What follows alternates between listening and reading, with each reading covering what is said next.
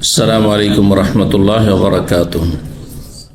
إن الحمد لله نحمده ونستعينه ونستغفره ونعوذ بالله من شرور أنفسنا ومن سيئات أعمالنا. من يهده الله فلا مضل له ومن يضلل فلا هادي له.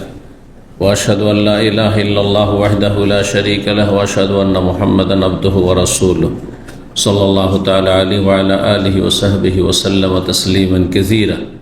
أما بعد، فقد قال الإمام البخاري رحمه الله تعالى: حدثنا أبو اليمان قال أخبرنا شعيب عن الزهري قال أخبرني سعيد بن المسيب عن أبيه قال لما حضرت أبا طالب الوفاة جاءه رسول الله صلى الله عليه وسلم فقال: قل لا إله إلا الله كلمة أحاج لك بها عند الله. সম্মানিত ভাতৃমণ্ডলী, আল্লাহ রাব্বুল আলামিনের প্রশংসা এবং প্রিয় নবী সাল্লাল্লাহু আলাইহি সাল্লামের উপর সালাত ও সালামের পর আজ বুধবার 2রা মুহররম 1448 হিজরি মোতাবেক 17 জুন 2026 আমাদের ধারাবাহিক আলোচনা সহিহুল বুখারীর কিতাবুল আইমান ওয়ান নুজুর, মানত, শপথ ও মানত পর্ব নম্বর 10। ইমাম বুখারী এই পর্বের অধ্যায় নম্বর 19 আমরা শুরু করেছিলাম, যার বিষয়বস্তু ছিল বাবুন। এই অধ্যায় হচ্ছে ইযা ক্বালা ওয়াল্লাহি লা আতাকাল্লামুল ইয়াওম, আল্লাহর কসম করে বলছি যে আজকে আমি কথা বলবো না। কিন্তু সে মানুষের সাথে কথা বলল না, গল্প গুজব করলো না, কিন্তু সালাত পড়ল, তাতে জিকির আজকার দোয়া এসব কথা, আল্লাহর সাথে কথা বলল, তিলাওয়াত করলো অথবা তাসবিহ করলো, তাকবীর পাঠ করলো, তাহমিদ করলো, তাহলিল করলো, এক কথায় জিকির আজকার করলো, তাহলে তার কসম ভঙ্গ হবে কি না? ইমাম বুখারী বলছেন ফাহু আলা নিয়াতিহি, তার নিয়ত অনুযায়ী তার হুকুম হবে। তার নিয়ত যদি থাকে যে আমি কোনো কথা বলবো না, বোবার মতো একবারে নিশ্চুপ থাকবো, আর সে সালাত আদায় করেছে, জিকির আজকার করেছে, তাহলে কসম ভঙ্গ হয়ে গেছে। কিন্তু তার উদ্দেশ্য যদি থাকে কথা বলবো না, বলতে আমি উদ্দেশ্য করেছি মানুষের সাথে কথা বলবো না, কোথায় বলেছি আমি সালাত পড়বো না, কোথায় বলেছি আমি জিকির আজকার করবো না, কোথায় বলেছি আমি কোরআন তেলাওয়াত করবো না, আমি তো এটা নিয়ত করিনি। ইন্নামাল আমালু বিন্নিয়া, এই হাদিসের মৌলিক নীতিমালা মানুষের কাজকর্ম নির্ভরশীল কিসের ওপর? নিয়তের উপর। সে অনুযায়ী হুকুম হবে। কখনো কসম ভঙ্গ হবে, যেমনটা বললাম, আর কোন অবস্থায় কসম ভঙ্গ হবে না। এর দুটো অবস্থা, তাহলে এর দুটো অবস্থা। যদি নিয়ত করে যে কোনোই কথা বলবো না, একবার মুখই খুলবো না, আর এসব জিকির আজকার করেছে, ইবাদত করেছে, যাতে বাচনিক ইবাদত করেছে, তাহলে সেটি হবে, কসম ভঙ্গ হয়ে যাবে। আর যদি সে উদ্দেশ্য করে যে না, উদ্দেশ্য হয় মানুষের সাথে কথা বলবো না, দ্বিতীয় অবস্থা, তাহলে কসম ভঙ্গ হবে না? হবে না? হবে না। বেশ কিছু দলিল নিয়ে এসছেন, তার একটি ছিল যে জিকির আজকারকে কালাম বলা হয়েছে। আফজালুল কালাম আরবা বা আহাব্বুল কালাম ইলাল্লাহ আরবা। এখানে যে রিওয়ায়াতটি ইমাম বুখারী নিয়ে এসছেন সেটি আফজালুল কালাম বলে, বিনা সনদে অধ্যায়ের নিচেই কিছু হাদিস, কিছু আসার ইমাম বুখারী নিয়ে আসেন তার তরিকা অনুযায়ী, সনদ ছাড়া এখানে নিয়ে এসছেন।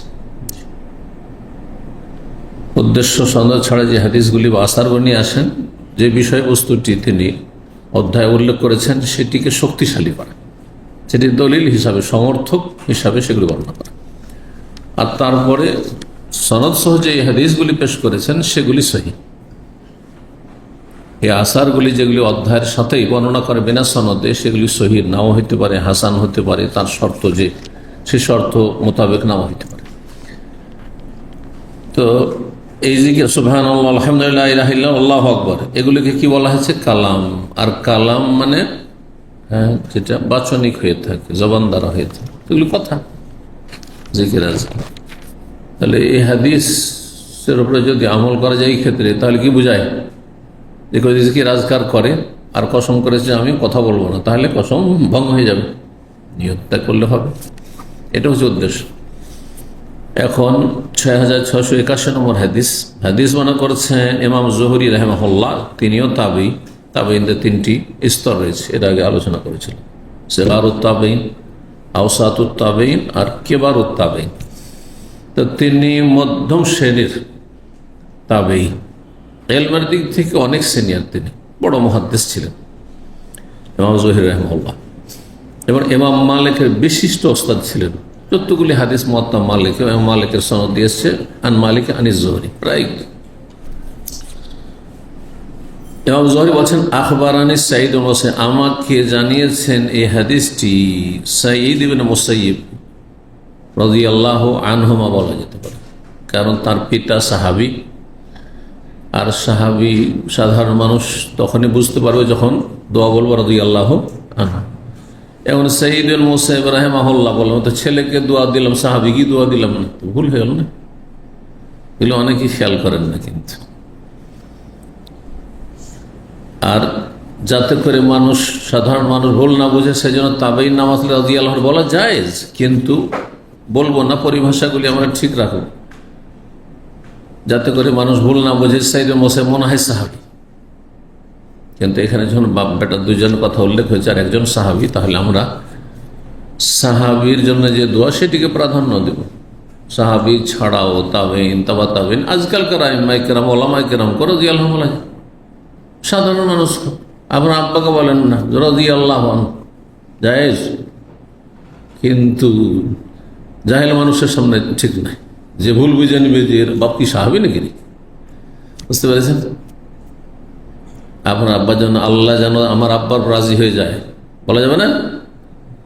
আপনি দোয়া অন্যদেরকে, আর আপনার সবচেয়ে বড় মহসেন আল্লাহর পরে, রসুলের পরে ইহসানকারী, যার অনুগ্রহ আপনার উপর রয়েছে, বাপ মা, তাকে দোয়া দেবেন না, জায়েজ আছে।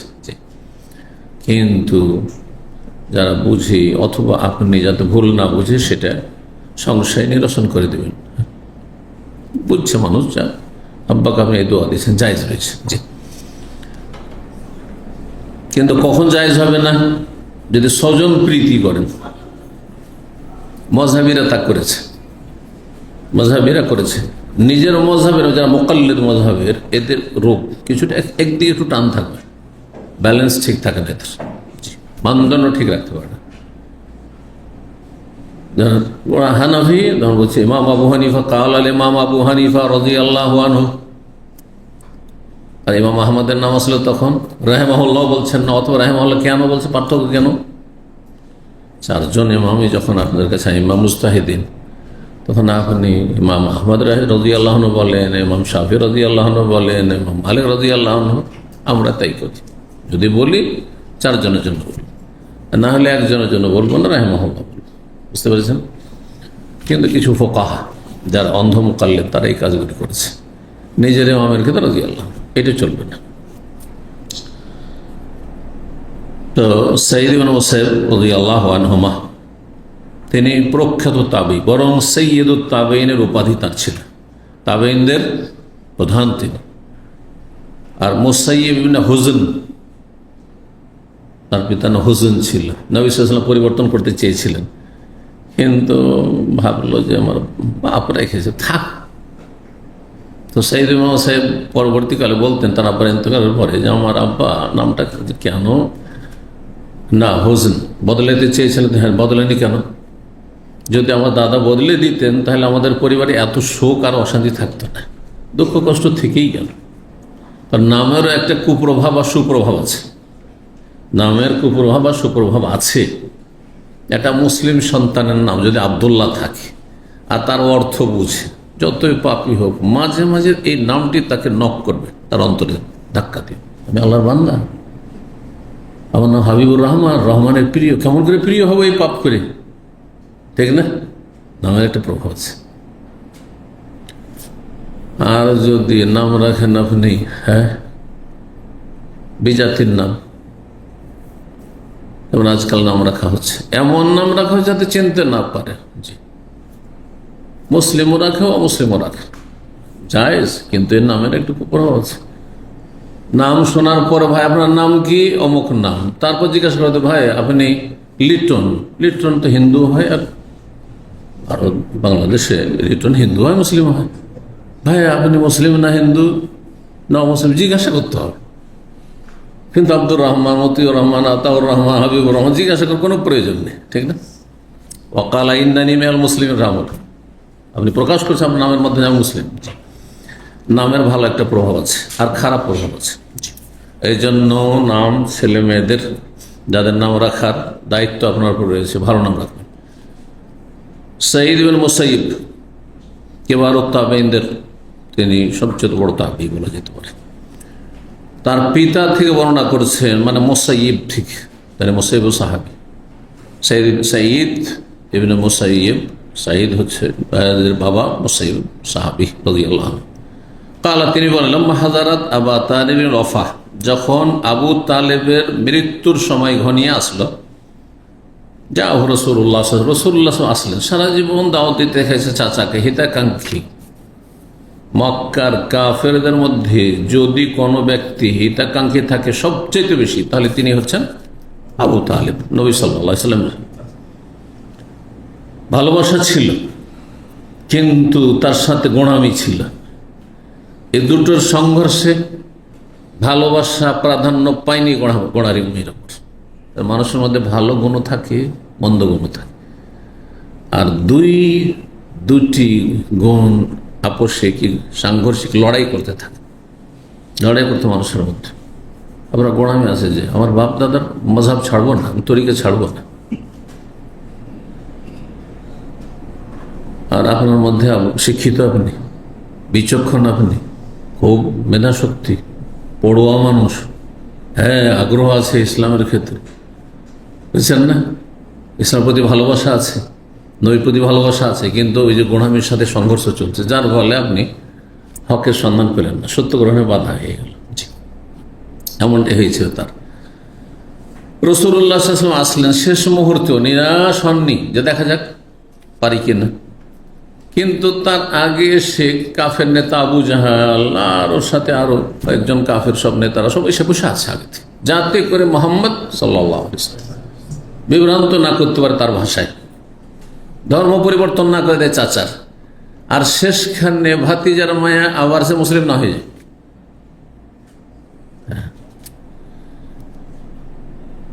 ফাকালা, রাসূল বললেন, কুল, চাচা বলুন, লা ইলাহা ইল্লাল্লাহ, আল্লাহ ছাড়া কোনো সত্য মাবুদ নেই।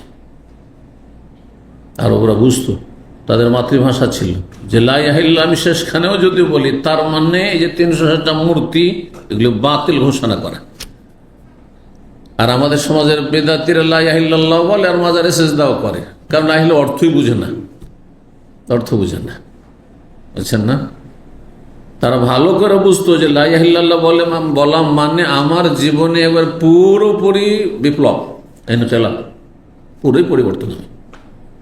যেটাকে আমি সত্য মনে করতাম সেটাকে এক্ষুনি আমাকে লা ইলাহা বলার সাথে সাথে আমি ঘোষণা করলাম যেন এই সব মিথ্যা, বাতিল সব।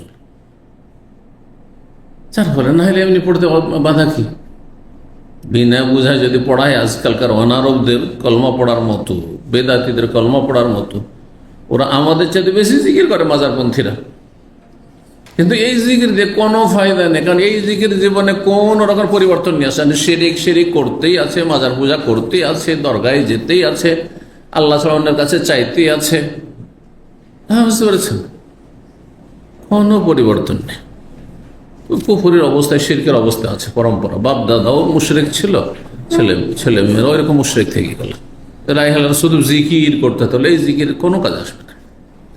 এই জন্য কালেমার অর্থ বুঝতে হবে, শর্তগুলি পুরা করতে হবে, দাবি পুরা করতে হবে, তাহলে সেই কালেমা তাইয়্যিবা কাজে আসবে।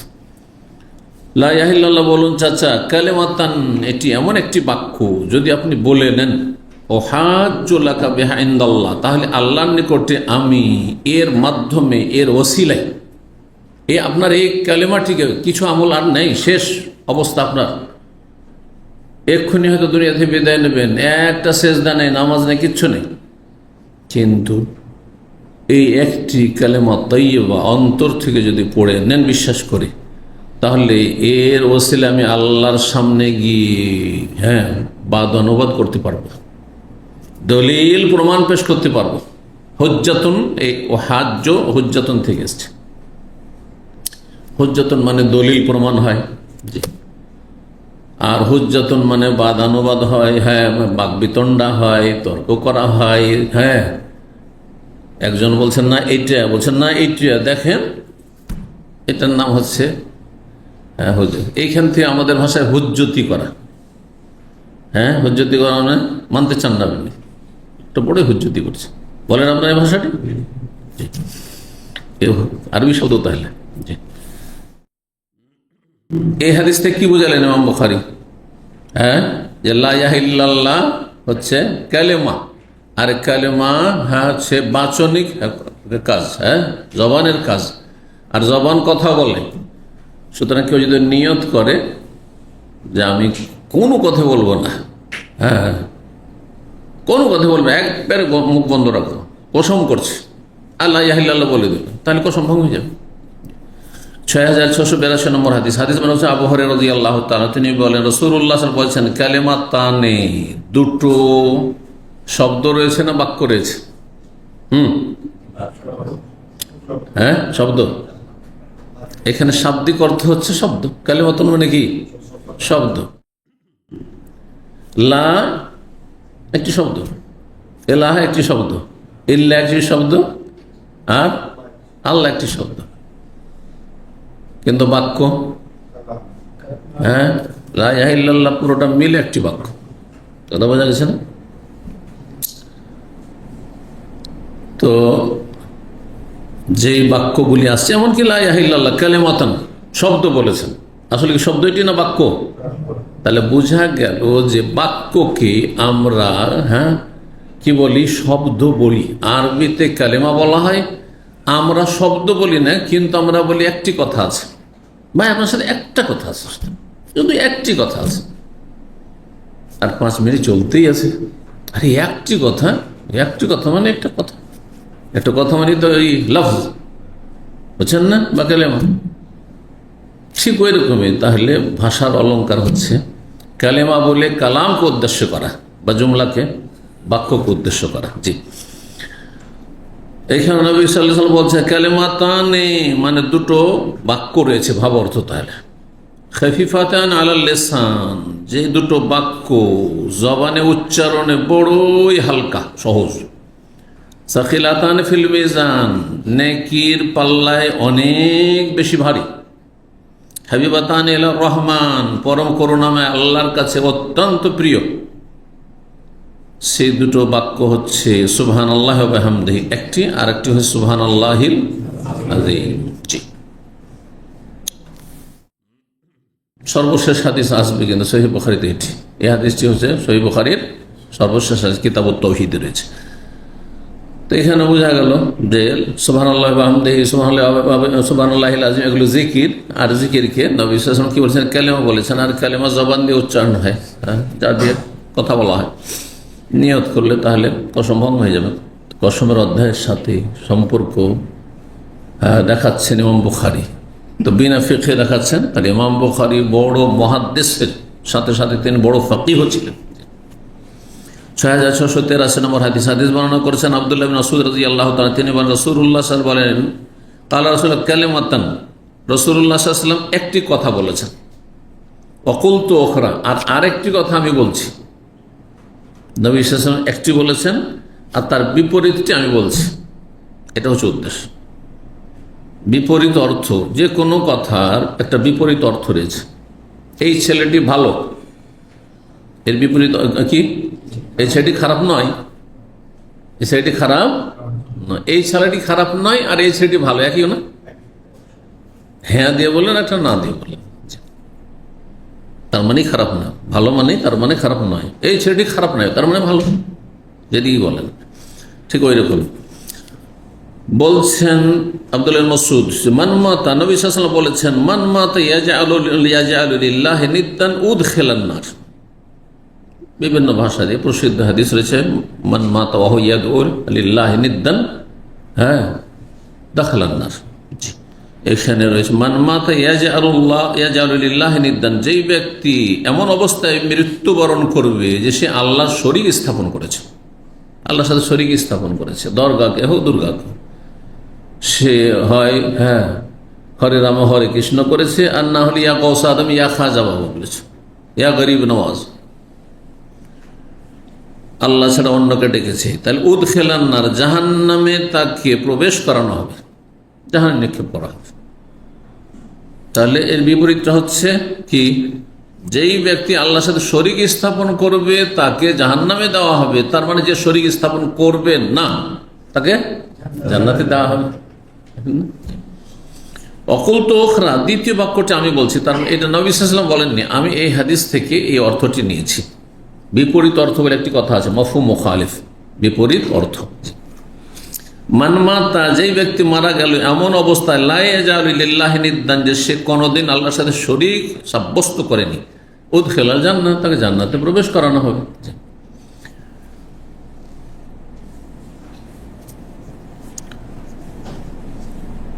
এখানে কি সম্পর্ক রয়েছে অধ্যায়ের সাথে? ওই যে প্রথম শব্দটি রাসূলুল্লাহ সাল্লাল্লাহু আলাইহি ওয়াসাল্লাম একটি কালেমা বলেছেন, আর আমি আরেকটি বলছি কালেমা। ওইখান থেকে আর কালেমা বলতে এখানে এই যে মান মাতা ইয়াজালু লিল্লাহি নিদ্দান উদখিলান নার। 20 নম্বর অধ্যায় বলছে বাবু মান হালাফা। এই অধ্যায় হচ্ছে এমন ব্যক্তি সম্পর্কে বা কোনো ব্যক্তি সম্পর্কে যে শপথ করলো। কি শপথ করলো? আল্লাহ ইয়াদখুলা আলা আহলিহি শাহরান, সে তার স্ত্রীর কাছে 1 মাস যাবে না। অসন্তুষ্ট হয়েছে, হ্যাঁ, তারপরে বিরুদ্ধাচরণ করেছে, না সেজা বলা হয়, নসুজ কোরআনের ভাষায়। ওয়াইন ইমরাতুন খাফাত মিন বালিহা নুশুজান আও ইরাদা, মানে অবাধ্য হয়ে যাওয়া, অবাধ্যতা। হ্যাঁ, নুশুজ মানে অবাধ্যতা। স্ত্রী অবাধ্য হলে এইরকম শাস্তি দেওয়া শরীয়ত সম্মত, কিন্তু সেটা সর্বঊর্ধ্বে 4 মাস। সর্বঊর্ধ্বে কত?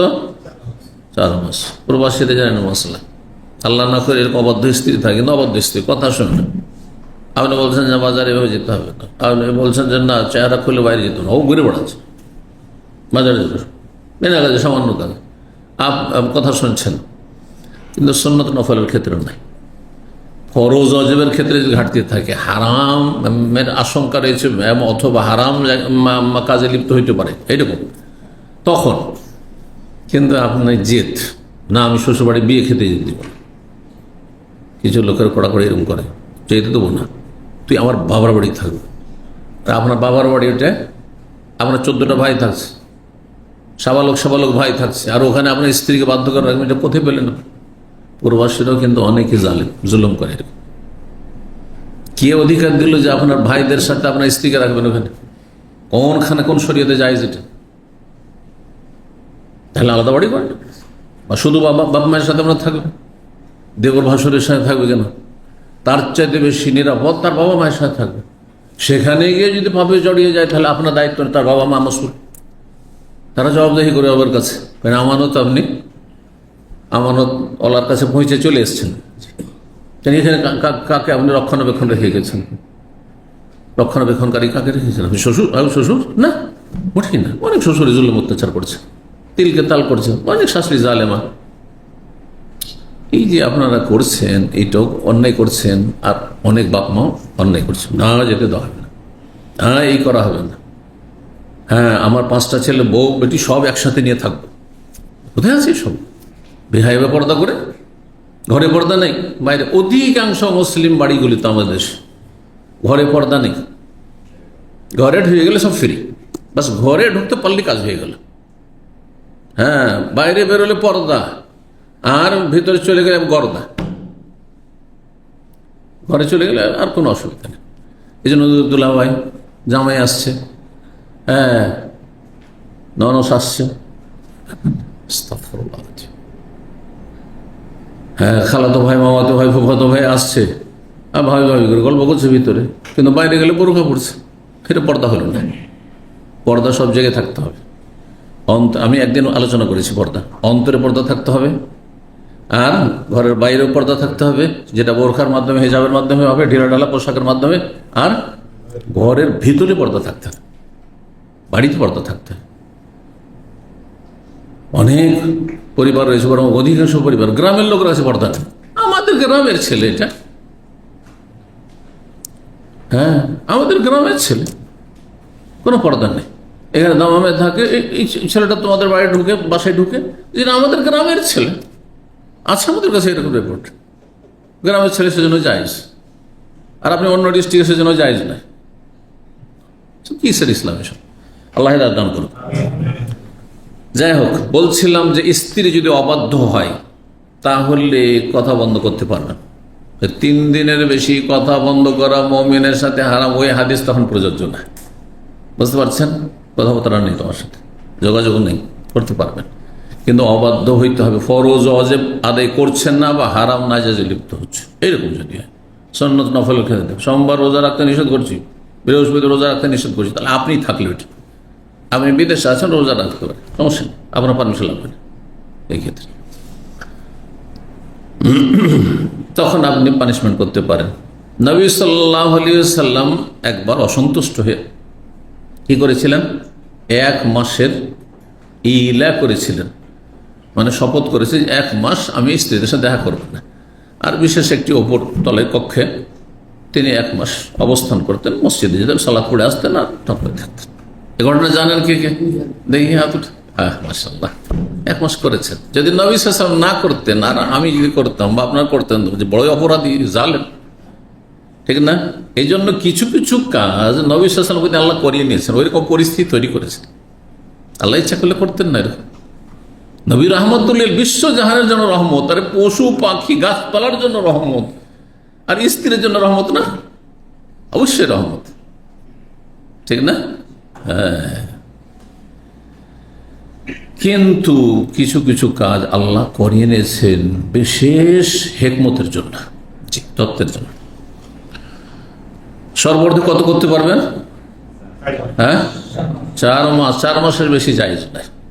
কথা বন্ধ রাখা, যোগাযোগ বন্ধ রাখা। 4 মাস পার হয়ে যাচ্ছে আর কথা বলছেন না, তাহলে যদি হানাফি হন, ভালো করে শোনেন, অনেকে এখন প্রাথমিক অবস্থায় হানাফি আছেন আমার দার্সে, হানাফি হন তো আপনাদের পীরদের কাছে শোনেন একটি ভাষা অটো তালাক, শুনেছেন না?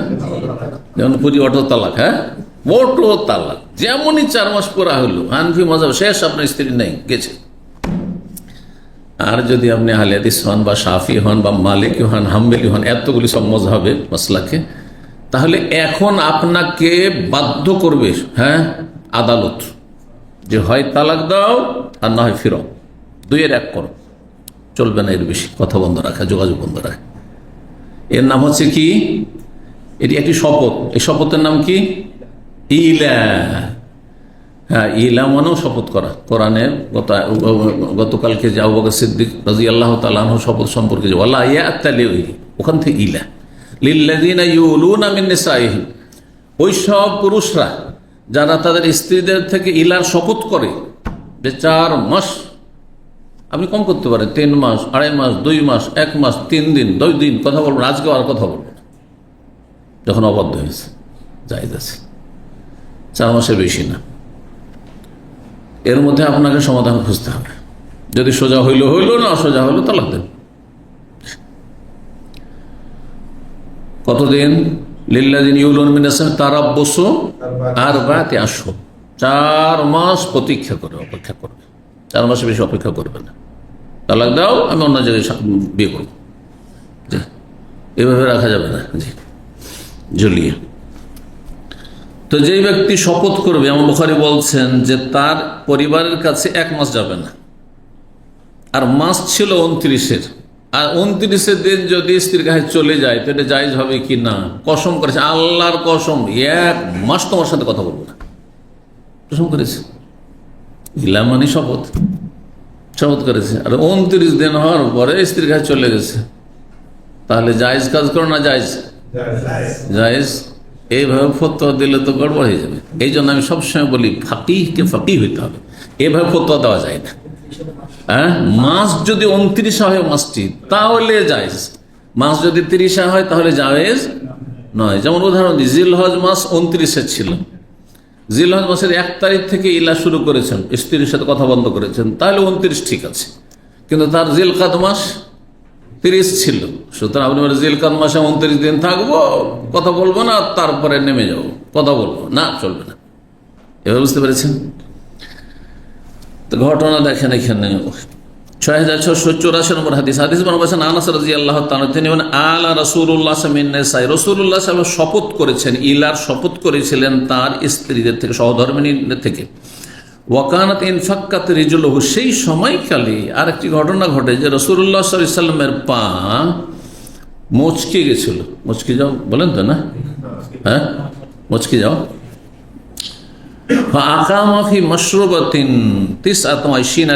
তখন তিনি তার বিশেষ একটি কক্ষে, যেটি উপরে ছিল, তাতে তিনি 29 দিন অবস্থান করেছেন। আর ওই সময়তেই বিশেষ কারণে, সেই কারণগুলি এই সময়গুলোতে আসলে বলতে গেলে আবার হাদিস আমরা এগোতে পারবো না, সে বলছি না। কিছু কারণ এরকম ছিল, যে কারণগুলির কারণে, তার মধ্যে গুরুত্বপূর্ণ যে কারণটা ছিল শুধু ইঙ্গিত করে দিই, সেটা হচ্ছে যে তাদের যে ডিমান্ড ছিল, তলব ছিল, যে আমাদের ভরণ পোষণ, আমরা আর এই ক্ষুধা বরদাস্ত করতে পারছি না। কত আপনি পারছেন কিন্তু আমরা তার পারছেন।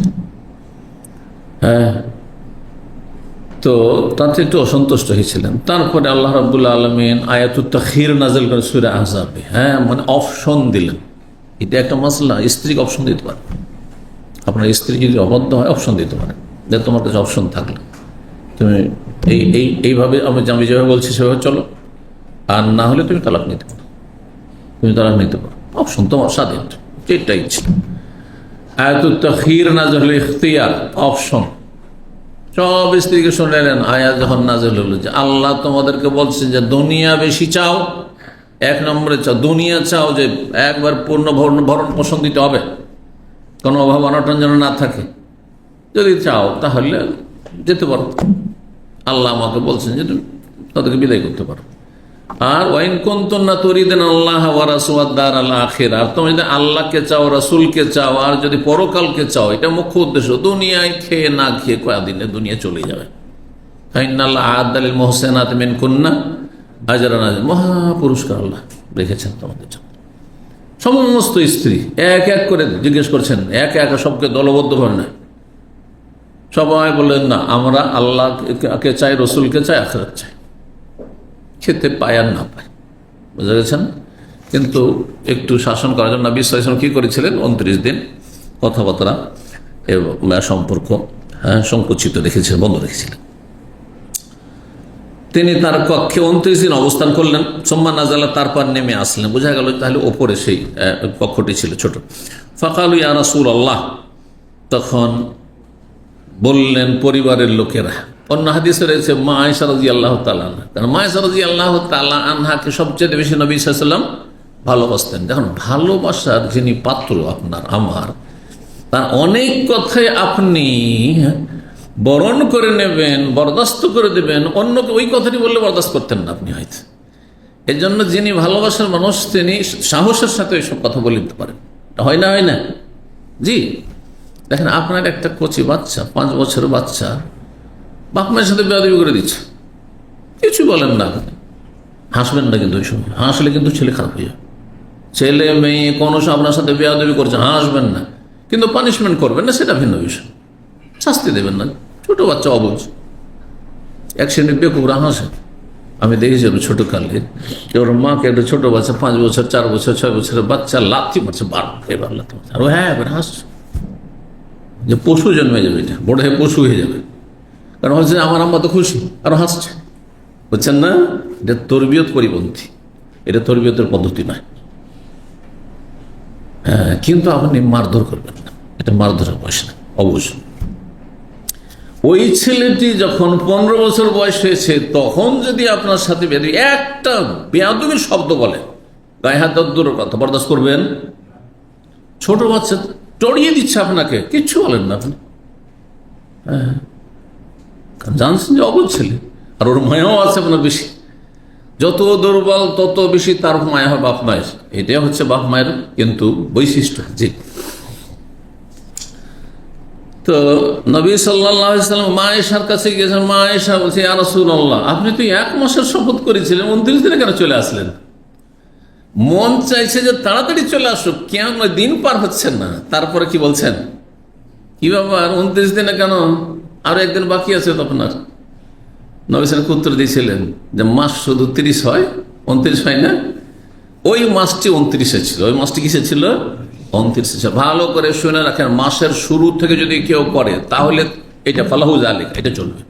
কিন্তু মাসের মাঝখান থেকে শুরু করে 15 তারিখ থেকে, আর তারপর বলছেন যে ওই মাসের কিছু এই মাস তো একটা মাস তো 30, তা আপনি কিভাবে আপনি 29 করে চলে আসবেন? না, এটা চলবে না। কিন্তু ফুকাহারা এই মসলা বলেছেন, যদিও হাদিস সেই কথা উল্লেখ নেই। জি, এটি হচ্ছে অধিক সতর্কতা, এহতিয়াত। পরিবারের লোকেরা কেউ বললেন, ইয়া রাসূলুল্লাহ আলাইতা, আপনি তো 1 মাসের শপথ করেছিলেন। ফাকালা, নবী বললেন, ইন্না শাহরা ইয়াকুনু 29, মাস কখনো কখনো 29-এর হয়, আর এই মাসটি 29-এর ছিল। 21 নম্বর অধ্যায় হচ্ছে এজা হালাফা, কোন ব্যক্তি যদি শপথ করে, কি শপথ করে? আল্লাহ ইয়াশরাবা নাবিজান, সে নাবিজ পান করবেন না। নাবিজ কাকে বলা হয়? খেজুর পানিতে ভিজিয়ে সন্ধ্যাবেলা রেখে দিয়ে সকালবেলা পান করা, অথবা আর একটু সময় দিয়ে আপনি পান করলেন। হ্যাঁ, নেশা না আসা পর্যন্ত, নেশা যেন না আসে, টক না হয়ে যায় নেশা। কারণ এইভাবে আবার মদ বানানো হয়। যখন দেখছেন যে পানিটা কি হয়ে গেছে, আর পানি নেই, খেজুর ভিজিয়ে রাখার পরে পানিটা কি হয়ে গেছে, পানি নেই, এটা এখন শরবতের মতো হয়ে গেছে, মিষ্টি হয়ে গেছে, তখন পান করছে, কিন্তু তাতে আপনার নেশা আসেনি, ত্বক হয়নি, বা যে আপনার মদের যে সব বৈশিষ্ট্য ওগুলো আসেনি, ফেনা হয়ে যায়নি। এখন এই যে আমাদের দেশে খেজুরের রস হয় বা তালের রস তো খুব তাড়াতাড়ি, আমরা আমাদের অঞ্চলে তাল গাছ আর ওই খেজুর গাছ অনেক বেশি ছিল, এই জন্য এই বিষয়গুলি জানি। খেজুর রস শীতকালে সাধারণত এই জন্য রস বের করা হয় খেজুর গাছে, জানেন আপনারা? কারণ গরমের দিনে হইলে খুব তাড়াতাড়ি তাদের নেশা চলে আসতে পারে, যদি নেশা চলে আসে তখন হারাম। হ্যাঁ, কিন্তু তার আগ পর্যন্ত সেটা হচ্ছে জুস, রস, শরবত। এই হচ্ছে নাবিজ। কসম করেছে কি, যে আমি নাবিজ মানে খেজুর ভিজিয়ে শরবত কোনোদিন খাবো না। কিন্তু সে কি করলো? ফাসারে বা তেলা আন, কিন্তু সে করলো কি, আঙ্গুরকে, হ্যাঁ, তেলা বলা হয় এমন শরবত, যেই শরবত আঙ্গুরের রস, আঙ্গুরকে পানিতে মিশিয়ে সেটাকে কি করলো, আগুনে জাল দিল, আগুনে গরম করলো, আর তারপরে পড়তে পড়তে সেখান থেকে রস মরতে শুরু হলো। রস মরে যে আপনার কমতে কমতে কমতে যতটা পানি দিয়েছিল 3 ভাগের 2 ভাগ পানি শেষ হয়ে গেল, 1 ভাগ যখন বাকি থাকলো, আর অনেকটা মিষ্টি হয়ে গেছে, গাঢ় হয়ে গেছে আর মিষ্টি হয়ে গেছে, তখন সেটাকে আরবরা কি বলতো? তেলা। কিসের থেকে? কারণ তার ধরনটা তখন কিসের মতো হয়ে যায়? তেলের মতো হয়ে যায়। হ্যাঁ, তেল যেমন গাঢ় থাকে একটু, হ্যাঁ, আঠা আঠা, ওই রকম ধরনের হয়ে যায়। বা আপনার এই যে পেন্টগুলো যেমন গাঢ় থাকে, খানিকটা গাঢ় হয়ে যায়, কিন্তু তাতে নেশা নেই, কিচ্ছু নেই, এটা গাঢ় শরবত হয়ে গেছে। আপনারা আখের জমি কেউ দেখেছেন? আপনাদের চাষাবাদ আছে? কারণ আমাদের অঞ্চল অনেক বেশি হইতো। আমার মামা, আমার নানা রহমতুল্লাহ আলাই, তার তো অনেক জমি জায়গা ছিল, তো 10-15 বিঘে শুধু হতো, আখের চাষ হতো তার মধ্যে। আর 10 দিন 15 দিন ধরে সে আখগুলো ভাঙা হইতো, কি বলে ওই মানে আমরা কুষার বলি, কুষার বুঝেন শব্দটি? আখ তো শুদ্ধ ভাষা। তো এই করা হতো। আর তখন ছোট পেলাম, 10 বছর 12 বছর বয়স, সারাদিন ওইখানেই পড়ে থাকতাম, মাদ্রাসা থেকে এসে ওইখানে পড়ে থাকতাম। কারণ ওখানে থাকলে হয় আখ খেতে পাবো, না হলে আখের রস খেতে পাবো, আর না হলে আপনার ওই গুড়, বিভিন্ন স্তরে গুড়গুলি খেতে পাবো। ওর মধ্যে ফেনা হয়ে আসে, ওইটা আরো আঠা আঠা, ওটা খেতে আরো মজা লাগে, ওটা খেতে পাবো। হ্যাঁ, আমাদের আঞ্চলিক ভাষাটা ফুলি বলা হয়, তো ওপরে যেটা ভাসমান, হ্যাঁ, গুড় হওয়ার আগে খানে। আচ্ছা, ওটা জাল দিতে দিতে, কাড়ায় জাল দিতে দিতে দিতে সেটা মধুর মতো, একটা পর্যায়ে মধুর মতো হইতো। ওখান থেকে তখন মধু আপনার 10 লিটার 15 লিটার 20 লিটার মধু বাড়িতে রাখতো, যে গোটা বছর ধরে মধু খাও। কারণ এত মধু তো ওই মধু পাওয়া যাবে না, তো এটা কিসের মধু? গুড়ের মধু। কি বলতে? এটা গুড়ের মধু, আখের মধু, গোটা বছর ধরে ওই রুটি দিয়ে খাওয়া হইতো। তো তেলা, আর ওটা একটু গাঢ় হইতো। তেলা ঠিক ওই রকম। আরব দেশে আঙ্গুর ছিল বা খেজুর ছিল, সেই জন্য এই তেলার কথা সংজ্ঞাতে বলেছে সেটা আঙ্গুরের রস। কিন্তু যেমন হ্যাঁ, আপনার ওই আখের রসকে জাল দিতে দিতে দিতে দিতে 3 ভাগের 1 ভাগ রাখলেন, 2 ভাগই আপনার শেষ হয়ে গেল। তখন যে অবস্থাটা হয়, একটা গাঢ় শরবত, এইটা পান করে নিল। নাবিজ পান করলো না। নাবিজ সন্ধ্যাবেলা বেরিয়ে সকালবেলা খাচ্ছেন, বা 10টা 11টা জোহরে খাচ্ছেন, পান করছেন, এইটা আর করলো না। আও সাকারান, অথবা চিনি মিশিয়ে আপনার সুক্কার থেকে সাকার, সেটাকে কি করেছে মিষ্টি করে সেটা জাল দিতে দিতে দিতে সেটা একটু গাঢ় হয়ে গেছে, এটা পান করলো। আসির অথবা জুস পান করলো। কসম কি করেছিল যে নাবিজ খাবো না, কিন্তু জুস খেয়ে নিল। আজকাল বিভিন্ন রকমের জুস রয়েছে। অথবা আপনার আপনার আমাদের দেশে মিশ্রির শরবত কিন্তু খুব প্রিয় ছিল এক সময় আমাদের জন্য, খুবই প্রিয় ছিল মিশ্রির শরবত। এখনো এগুলো পাই না। মাঝে মাঝে এক ভাই আছেন চাপাই নবাব, দেশ থেকেও মিশ্রি নিয়ে আসে, এখানে কাজ করে মিশ্রি আসে। ও জানে যে আমাদের অঞ্চলে খুব মিশ্রি পছন্দ করতে, এককালে ওই যুগেরই মানুষ, আমাদের সমবয়সী। তো মিশ্রিগুলো মিশ্রি বুঝান তো, হ্যাঁ মিশ্রি নিয়ে আসতো। মিশ্রির শরবত, একটা কবিতা পড়েছিলাম ছোটকালে, মিশ্রির শরবত কুস্তির অন্তে, কবিতা কোন একটি কবিতা ছিল, কার যে মনে নেই, ছোটকালে কতদিন আগের পড়া। তো এই ধরনের কিছু পান করে নিল, নাবিজ পান করলো না, কিন্তু নাবিজের কাছাকাছি যেগুলি সেগুলি যদি পান করে নেয় তাহলে কি শপথ ভঙ্গ হবে? ইমাম বুখারী বলছেন যে কিছু লোকেরা বলেছেন যে শপথ ভঙ্গ হবে না। লাম ইয়াহনাস ফি কওলে বাযিন নাস, এখানে বাযুন নাস বলেছেন, এটি ইমাম বুখারীর বিশেষ একটি পরিভাষা, বিশেষ একটা গোষ্ঠীকে উদ্দেশ্য করে তিনি বলতেন তার সহিহ বুখারীতে। কেতাবুল হেয়ালে অনেক বেশি আসবে, কেতাবুল ইকরাতে অনেক বেশি আসবে, ছোট ছোট এগুলো পর্ব আসছে আমাদের সামনে কিছুদিন পরে। আর এইখানে এসেছে বাযুন নাস। বাযুন নাস আহলুর রায়দেরকে তিনি বলতেন।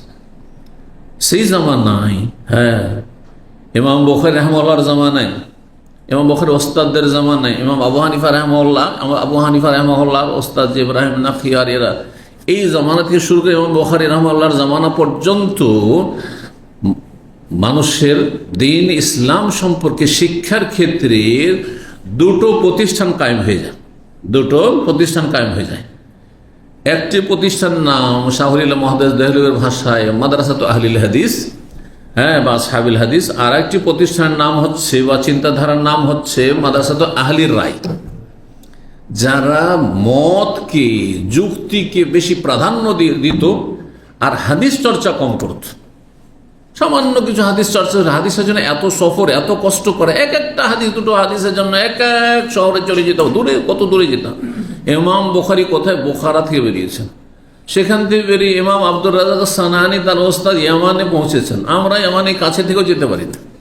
আজকালকার জামানায় এত কমিউনিকেশন যোগাযোগ মাধ্যম থাকা সত্ত্বেও তখন তিনি কত কষ্ট করে এসেছেন, তাহলে পাহাড়ি দেশে, হ্যাঁ কত কষ্ট করে এসেছেন। বাসরা গেছেন, কুফা গেছেন, আর তারপরে মেসর গেছেন, দামেস্ক গেছেন, হিজাজ মারকাম গেছেন, মদিনা গেছেন, সুবহানাল্লাহ কত শহর যে তিনি গিয়েছেন,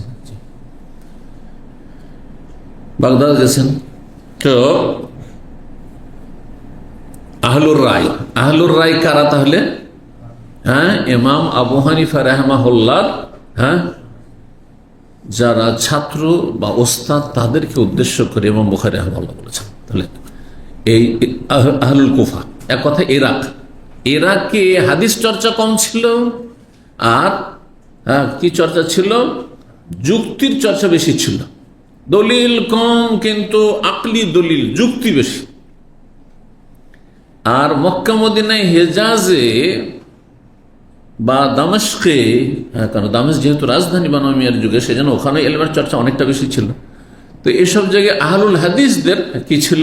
প্রাধান্য ছিল, মানে যারা বেশি কোরআন হাদিস বেশি চর্চা করতো, হাদিস মুখস্থ করতো, হাদিস থেকে মসলা ইস্তেমাত করতো, হাদিস না পেলে কোনো মসলা বলতো না।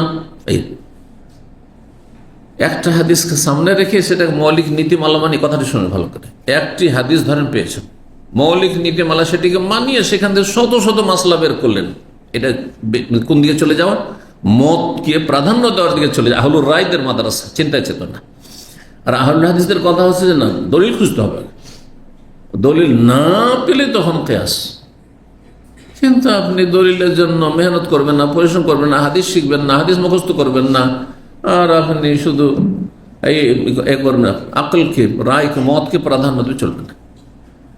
তো তিনি ইমাম বুখারী রাহিমাহুল্লাহ যেহেতু মুহাদ্দিস ছিলেন, ফোকাহা যারা হাদিস ছাড়া ফোকাহা, তাদের ওপর তার একটা ছিল, তাদের ক্ষেত্রে একটু কঠোরতা ছিল, যার ফলে তিনি তাদেরকে আলেম মনে করতেন না, আলেম মনে করতেন না তাদেরকে। হ্যাঁ, যার ফলে বাজুন নাস বলেছেন, বাজুন নাস বলেছেন, বাজুল ওলামা তো বলেননি। কথাটি কিন্তু লক্ষণীয়।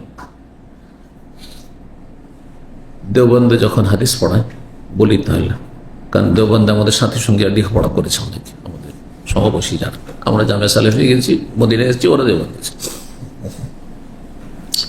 তো ওস্তাদ এখন পড়াচ্ছে আর দেখছে যে বাজন নাস এই বলেছে, বাজন নাস এই বলেছে। এখন বাজন নাস তো ছাত্রকে বুঝাইতে হবে, বাঙাল বুঝানো তো চলবে না।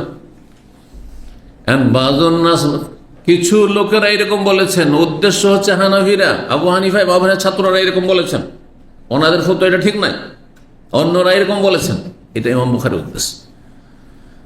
তখন ওস্তাদ বলতেন যে ইমাম বুখারী রাহিমাহুল্লাহ, ইমাম বুখারী রাহিমাহুল্লাহ বাজুন নাস কেন বলেছেন? কেন বললেন না যে আবু হানিফা এরকম বলেছেন, আবু ইউসুফ এরকম বলেছেন, হ্যাঁ ইব্রাহিম নাখি এরকম বলেছেন, এরকম কেন বললেন?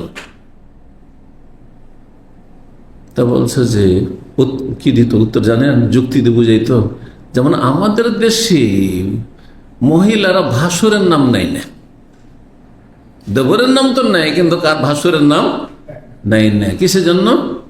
হ্যাঁ, ভাসুর আধা শ্বশুর। বাঙালি জাতি, হিন্দু হোক আর মুসলিম, ভাসুর হচ্ছে আধা শ্বশুর। আর এক হিন্দুর কাছে শুনেছি, ট্রেনে একবার সফর করছি, আর হিন্দু যাচ্ছে শ্বশুর বাড়ি, ওর আপোষ গল্প হচ্ছে।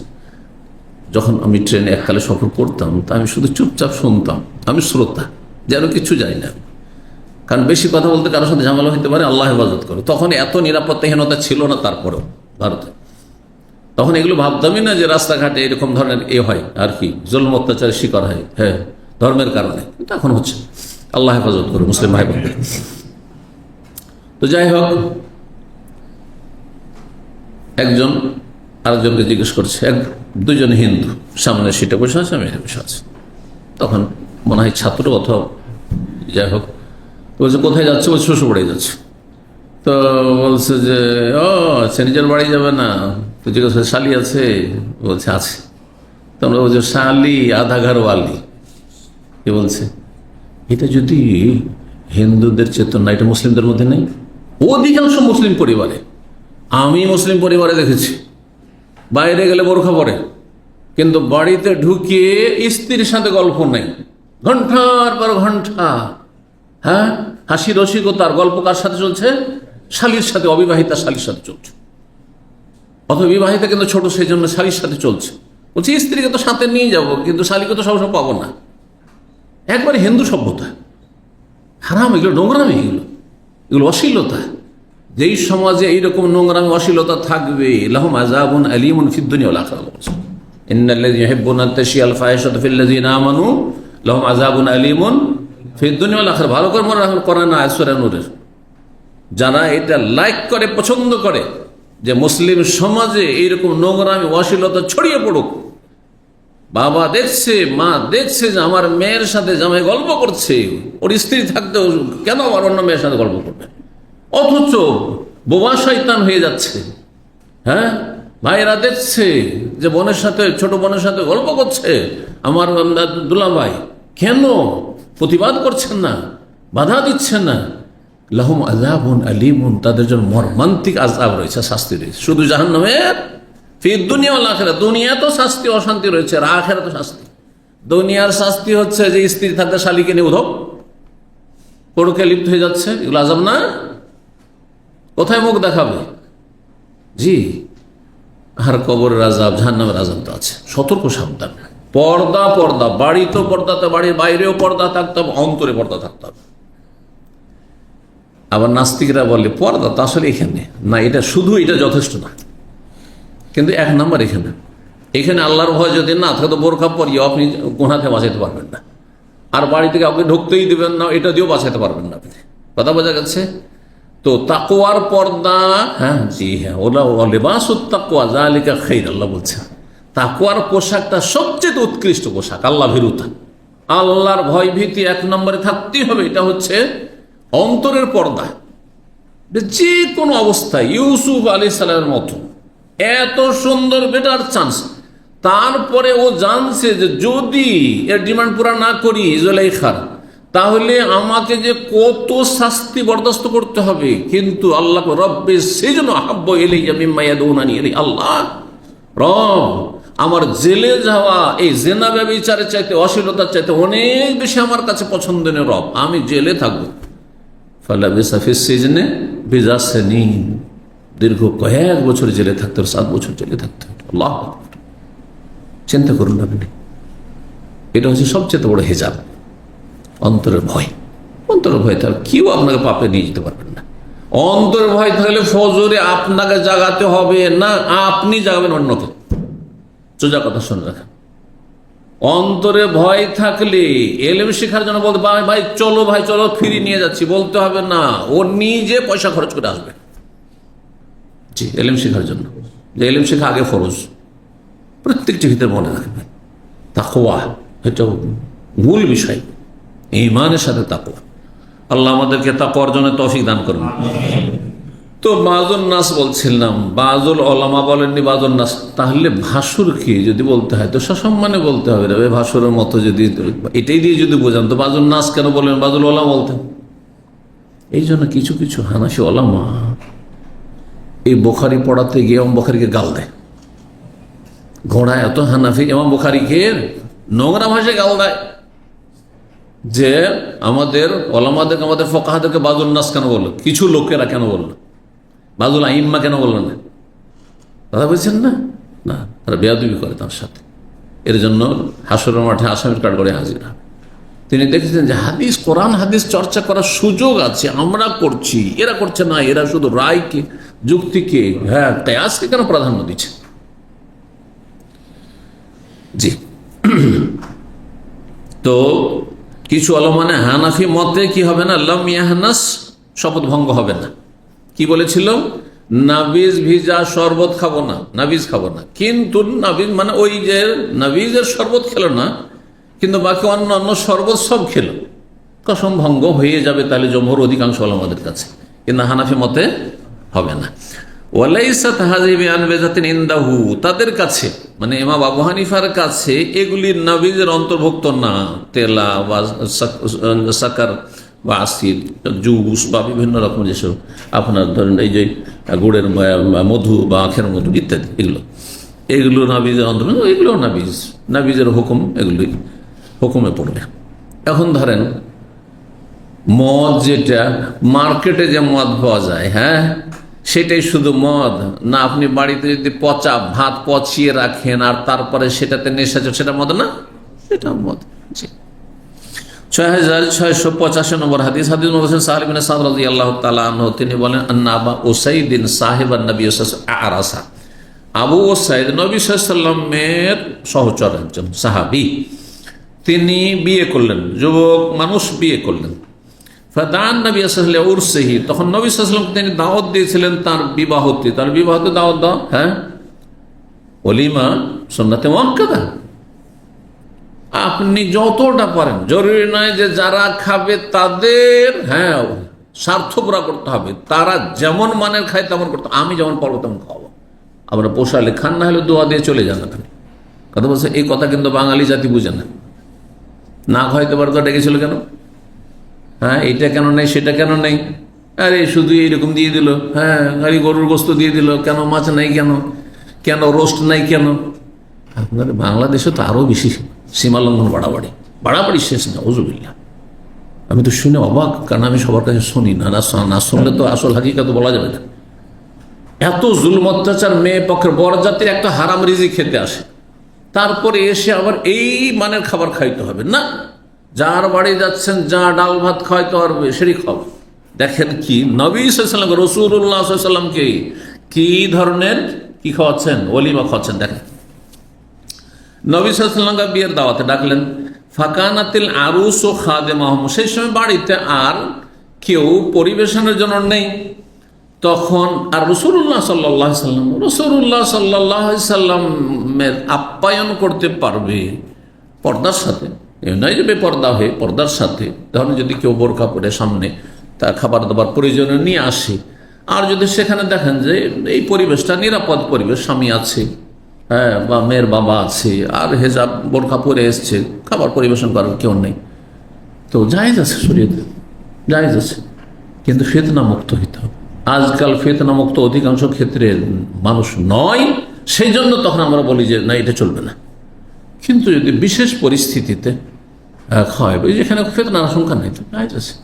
কিন্তু আপনার বন্ধুকে যদি দাওয়াত দেন, এখান থেকে হাদিস থেকে নিয়ে বন্ধুকে দাওয়াত দিচ্ছেন, আর তারপরে আপনার স্ত্রীকে বলছেন যে খাবার দাবার নিয়ে আসো, আর খাবার দাবার এসে আপনাকে উঠিয়ে দিচ্ছে আর আপনার বন্ধুকে উঠিয়ে দিচ্ছে, কখন আপনার বন্ধু স্ত্রীকে নিয়ে উঠাও।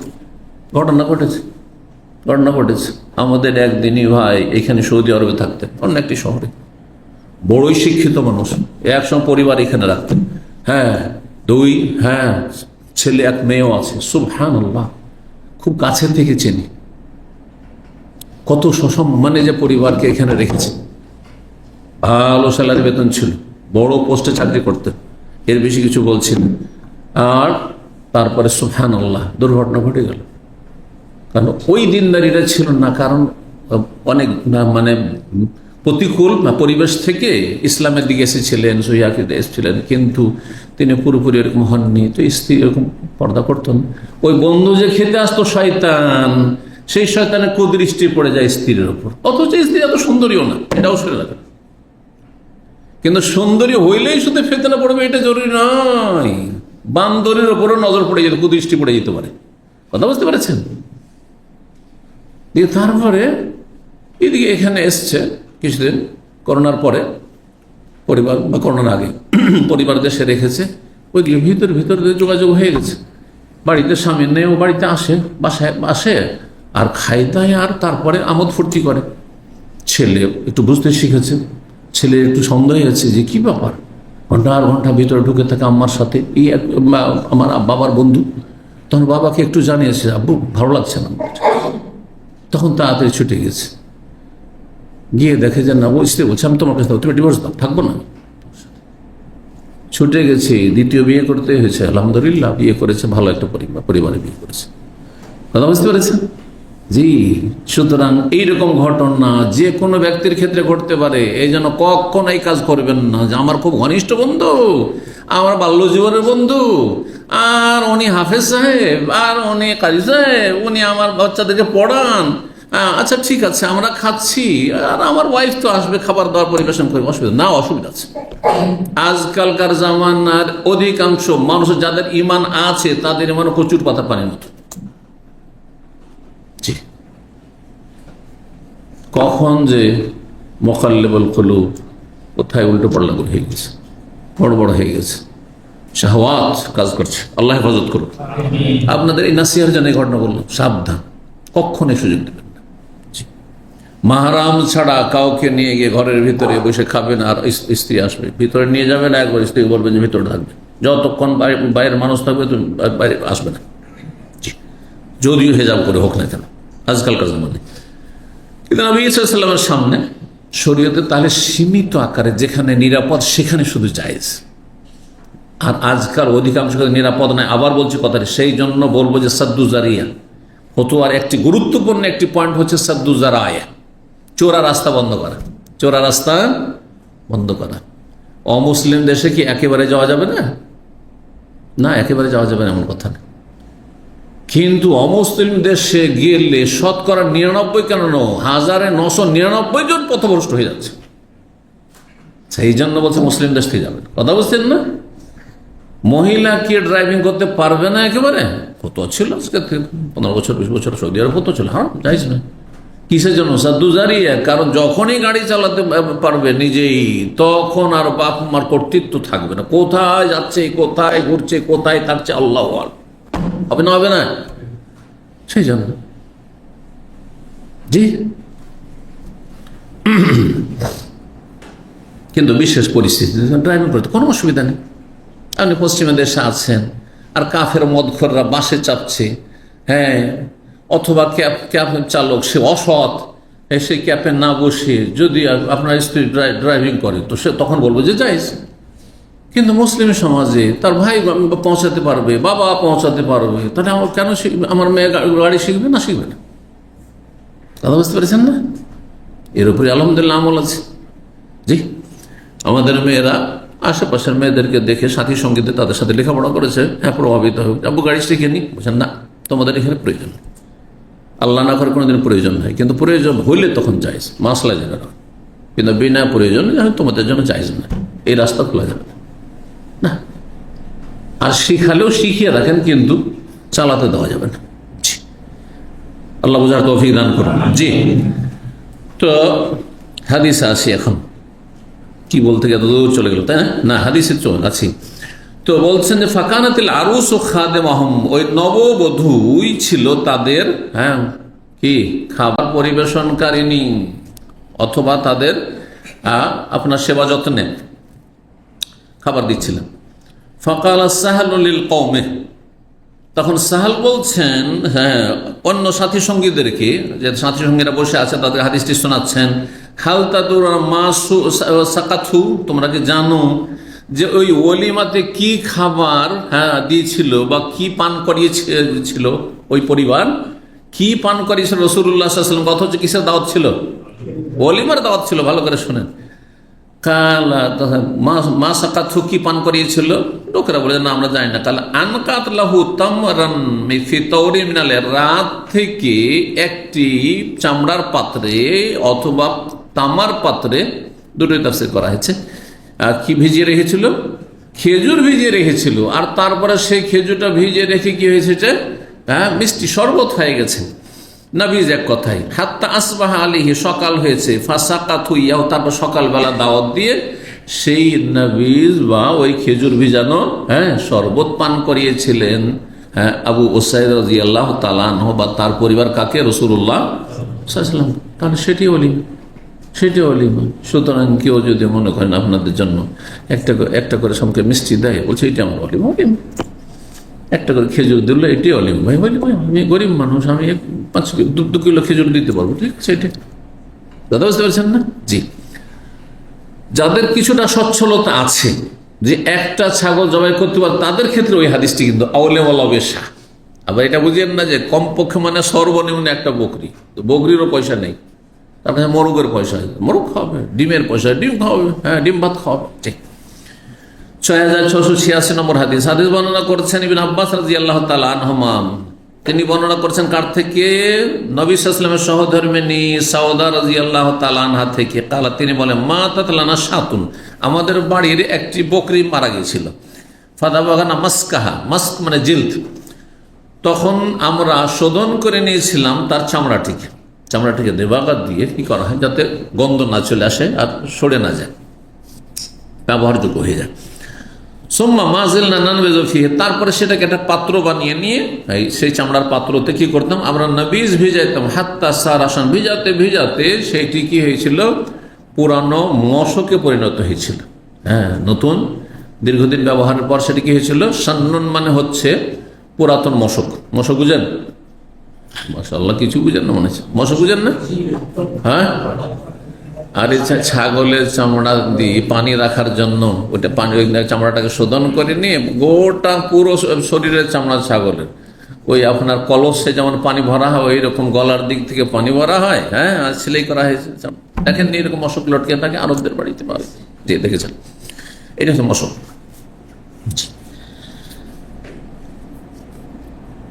হাদিসগুলির সম্পর্ক ওই যে নবীজ, এখানে কিন্তু হাদিসটা, আগের হাদিসটিতে কিন্তু নাকওন বলেছেন, নবীজ বলেন, সেটা নবীজ। জি, তো এই ধরনের কিছু হলেই তাহলে তার অন্তর্ভুক্ত হবে, এটা বুঝাতে চেয়েছেন। 22 নম্বর বাবনী অধ্যায় হচ্ছে এজা হালাফা, কোন ব্যক্তি যদি শপথ করে আল্লাহ ইয়াতাদামা ফাআকালা তামরান, সে তরকারি খাবে না। এদাম মানে তরকারি, একজন কসম করেছে আমি জীবনে কি খাবো না, তরকারি খাবো না। আমরা আবার তরকারি কোনটাকে বুঝি, শাকসবজি, তাই না? গোস্তকে তরকারি বলেন আমাদের ভাষায়। গোস্তকে যখন তরকারি বলছেন না, মাছকে তরকারি, মাছের তরকারি বলেন না মনে হয়, তাই না? কিন্তু এগুলো তরকারি, সবই তরকারি। এমনকি নবী সাল্লাল্লাহু আলাইহি বলেছেন লবণও তরকারি, লবণ বাটা খাচ্ছেন, তরকারি বলবেন? কি দিয়ে রুটি খেয়েছেন? ওই গরিবের কালে লবণ বাটা দিয়ে। বা চাটনি বাটা বাটা চাটনি দিয়ে, এগুলো সব তরকারি। নবী বলছেন নেমাল এদাম ও আলমিল হোক, সবচাইতে ভালো সেই যুগে উত্তম কি তরকারি হচ্ছে, দেখেন উত্তম মানে কত গুরুত্বপূর্ণ। লবণ ছাড়া গোস্ত রান্না করলেও খেতে পারবেন না, মাছ রান্না করলেও খেতে পারবেন না, যাই করেন খেতে পারবেন না যদি অভ্যাস না থাকে দীর্ঘদিনের। এক দুদিন অভ্যাস হবেও না, ঠিক না? লবণ, বাঙালি জাতির লবণ এত দেওয়ার পরেও নাকি মন ভরছে না, ছিটে দিতে হবে কাঁচা লবণ, আর প্রেশার বাড়াইতে হবে। আল্লাহ হেদায়েত করুন। কথা বুঝতে পারছেন? যদি কেউ শপথ করে কি, হ্যাঁ, যে তরকারি খাবে না, ফাঁকালা তামরান, কসম করে সে তরকারি খাবে না, কিন্তু সে খেজুর খেয়ে নিয়েছে। কি দিয়ে? খেজুর খেয়েছে, রুটিতে খেজুর দিয়ে। তো রুটি যদি নবী সাল্লাল্লাহু আলাইহি ওয়াসাল্লাম আমলে, তাহলে খেজুর দিয়ে রুটি খাওয়া হতো। ভালো করে শোনেন, খেজুর দিয়ে রুটি খাওয়া হতো। ঠিক ওই রকমই আমরা বাল্য জীবনে কিন্তু সবজি রুটি পেতাম না। মাদ্রাসার ছাত্র ছিলাম, গুড় এতটা টুকরো দিত, আর ওই দিত জাগির বুঝেন তো, লজিং খেয়েছি। কিন্তু তখনকার যুগে মাদ্রাসায় ছিল না, এরকম হোস্টেল ব্যবস্থা খাওয়ার ছিল না, জাগির বাড়ি খেতে হতো, লজিং বাড়িতে। তো গুড় দিত আর রুটি দিত। তারপর একটু উন্নত যেগুলো বাড়ি, চিনি দিত এতটা, আর ওই রুটি দিত। আর একেবারে নিম্নমান্য হলে লবণ বাটা দিয়ে দিত, না চাটনি বাটা দিয়ে দিত, আর চাটনিতে লবণ দিয়ে আর রুটি দিয়ে দিত। হ্যাঁ, তারপর আস্তে আস্তে চোখের সামনে দেখছি যে যখন আমাদের 14-15 বছর বয়স হলো, তখন আলু ভাজিটা একবার বেস্ট, একবার আলু ভাজি, এটা হচ্ছে কমন তরকারি। আলু ভাজি শুরু হলো। আলু ভাজি তাহলে বিশাল ব্যাপার। মাস্টার সাহেবদের বাড়িতে, মহাজন সাহেবদের বাড়িতে আলু ভাজি, জি হ্যাঁ, এই ছিল অবস্থা। আর এখনকার ছেলেরা অবাক হবে যে এটা কোনো খাবার হলো, এভাবে খাওয়া যায়? জি, এইভাবে আমরা লেখাপড়া করেছি, এভাবে লেখাপড়া করেছি। যদি রুটিতে খেজুর খেয়ে নেই, তাহলে কি শপথ ভঙ্গ হবে না হবে না? আপনাদের মত কি? হ্যাঁ, দেখি ফতোয়া। আপনাদেরকে মুফতি মনে করে এখন ফতোয়া চাই, হবে না? আবু হানিফা চলেন, হ্যাঁ হবে, চলেন শাফি। আপনারাই যদি ইখতিলাফ করেন তো 4 মজাব হবে না? এইভাবে তো মজা হয়েছে। কিন্তু আপনাদের মতটাকে আল্লাহ নাজিল করেছেন ওই রকমই। হানফি, শাফি, মালিক, হাম্বলি মতামতগুলি চারটা ইসলাম আল্লাহ নাজিল করেনি, একটি নাজিল করেছেন। আপনাদের এই 2 কথার মধ্যে একটাই ঠিক, হ্যাঁ, তবে ইখতিলাফ আছে। একদল বলছেন যে শপথ ভঙ্গ হয়ে যাবে, কারণ আবু দাউদ একটি হাদিস রয়েছে, সুনান আবু দাউদ হাদিস রয়েছে যে নবী সাল্লাল্লাহু আলাইহি ওয়াসাল্লাম একবার রুটির সাথে খেজুর খেলেন আর বললেন হাজিহি এদাম হাজি, বা হাজা এদাম হাজি, এটা হচ্ছে এর তরকারি, রুটির তরকারি হচ্ছে খেজুরটি। আপনি ব্রেড খাচ্ছেন, শুকনো শুকনো ব্রেড, আর আপনার কাছে খেজুর ছাড়া কিছু নেই, তো 1 টাকার খেজুর নিচ্ছেন আর ব্রেড খাচ্ছেন, করেন না? করতে পারেন, ভালো লাগবে খেতে, লাগবে না? লাগবে না, ভালো লাগে। এমনি ব্রেড আপনার ভিতরে ঢুকছে না, সামলি যদি হয় ঢুকবে না, কিন্তু সামলিতে 1 টাকার খেজুর দেন ঠিকই ঢুকবে। বুঝতে পেরেছেন এবার? নাই মামাতে কেন ভালো, জি, এটাই তরকারি আপনার। তো ওই আবু দাউদের হাদিসটির আলোকে বলছেন কেউ যদি খেজুর খেয়ে নেয় তাহলে কসম ভঙ্গ হয়ে যাবে, কিন্তু কসম করেছিল কিসের? তরকারি খাবো না, এটি তরকারি। ওই আবু দাউদের হাদিস আলোকে, কিন্তু আল্লামা আলবানী এই হাদিসটিকে জয়ীফ আবু দাউদে জয়ীফ বলেছেন। জি, তাহলে নির্ভরযোগ্য আমরা হাদিস পেলাম না, হাদিসটিকে দুর্বল বলা হয়েছে, সেই জন্য ইখতিলাফ হয়েছে। আর এক দল বলছেন যে নিয়তের ওপর, যদি নিয়তে সামিল না করে সাধারণত এটি তরকারি নয়, সাধারণত এটি তরকারি নয়। কিন্তু নবী সাল্লাল্লাহু আলাইহি ওয়াসাল্লামের ভাষা থেকে বোঝা যায় যে তরকারি শব্দটি অত্যন্ত ব্যাপক। একটি হাদিস শুনে লবণকে কি বলেছেন নবী? তরকারি। আর একটি হাদিস শুনে নেমাল এদাম আল খাল্লু, এই যে আপনার ভিনিগার খাচ্ছেন, সিরকা, বাংলা কিন্তু সিরকায়, উর্দু বা বাংলায় সিরকা। তো সিরকা বুঝেন না আপনারা, কিন্তু ইংলিশ বুঝেন, মাশাআল্লাহ কত বাঙালি, আপনার 71-এর বাঙালি। যদি আপনাদের বলতাম যে সিরকা মানে কি, তো বলতে পারতেন না হয়তো। কয়জন জানেন সিরকা? হ্যাঁ, 3টে হাত মাত্র, 3টি হাত, এই যে 4টা হইল, 5টা, 6টা। বাংলা আমাদের শিখতে হবে। হ্যাঁ, ভিনিগার, প্রথম তো ভিনিগার আমি অনেক পরে শিখেছি, এটাও বলি আপনাদেরকে, কারণ ইংলিশগুলো পরেই শিখেছি আমি। তো তারপরে বলছেন ইমাম বুখারী, ওমাই এখন মেনহুল ওদম, আর তরকারি কি অন্তর্ভুক্ত কি কি হয়, কি থেকে তরকারি হয়? তরকারি মানে শুধু শাকসবজি না, এটা সীমিত কথা। জি, আল্লাহু আলাম। তাহলে মাসলা ইখতিলাফ রয়েছে। আবু দাউদের ওই হাদিস যদি আমল করেন তাহলে খেজুর তরকারি, আর না হলে নিয়তের ওপর তরকারি, সাধারণত নয় এটি। 6687 নম্বর হাদিস মনে করছে মায়েশা রাদিয়াল্লাহু তাআলা আনহা, তিনি বলেন মা শাবিয়া আলো মুহাম্মাদিন সাল্লাল্লাহু আলাইহি ওয়াসাল্লাম, মুহাম্মদ সাল্লাল্লাহু আলাইহি ওয়াসাল্লামের পরিবার পরিজনের লোকেরা কখনো তৃপ্তি সহকারে খাননি, কি মিন খুবজিন বুররিন, গমের রুটি, যে বুর, আজকাল বুর বলা হচ্ছে আপনার লাল আটাটিকে, চোকা মেশানো আটাকে, আর যেটা সাদা ময়দা সেটাকে অন্য কিছু বলা হচ্ছে, তাই না? ময়দা তো আর আরবি না, ময়দা আরবি, মায়েদা আরবি মানে দস্তরখান, কোথা থেকে কোথায় চলে। মেন খুবজিন বুরিন, বুর মানে গম, কামহন মানে গম। জি। তো গমের রুটি, এখানে গমের রুটি খেয়ে পরিতৃপ্ত বা হননি বা তৃপ্তি সহকারে খাননি রাসূলের পরিবারের লোকেরা, তরকারি দিয়ে সালাসাতাইয়ামিন, একাধারে 3 দিন, পর 3 দিন তরকারিও আছে আর গমের রুটিও আছে, এমনটা কখনো হয়নি। 3 দিন কখনো পাননি। হয় নেই খেজুরি চলছে, মাসকে মাস খেজুরি চলছে, যেমন হাদিস রয়েছে, আর না হলে যদি খেজুর আছে তো রুটি নেই, আর রুটি আছে তো খেজুর নেই। হাত্তাল্লাহ কাবিল্লাহ, কতদিন পর্যন্ত? কেউ বলতে পারে এটা প্রথম দিকে মনে হয় ছিল যখন হিজরত করে এসেছিলেন, বা মক্কায় হয়তো ছিল না, হাত্তাল্লাহ কাবিল্লাহ, নবী সাল্লাল্লাহু আলাইহি সাল্লামের ইন্তেকাল পর্যন্ত, শেষ জীবন পর্যন্ত। হাদিস তারপর একটি লম্বা আছে, সুতরাং এখানে আজকে আলোচনা শেষ করছি। ও জাযাকুমুল্লাহ খাইর। আল্লাহ রাব্বুল আলামিন আপনাদের দিন দুনিয়া যেন বারাকা দান করেন, সার্বিক কল্যাণ দান করেন, সমস্ত বালা মুসিবত থেকে, ব্যাধি থেকে আল্লাহ যেন হেফাজতে রাখেন। আল্লাহ আপনাদেরকে সুস্থ রাখেন, রুজিতে বরকত দান করেন, পরিবার পরিজনকে আল্লাহ নেক হায়াত দান করেন, ছেলে মেয়েদেরকে প্রতিপালনের তৌফিক দান করেন ঈমান ইসলামের উপর। সুবহান রাব্বিকা রাব্বিল ইজ্জাতি আম্মা ইয়াসিফুন ওয়া সালামুন আলাল মুরসালিন ওয়াল হামদুলিল্লাহি।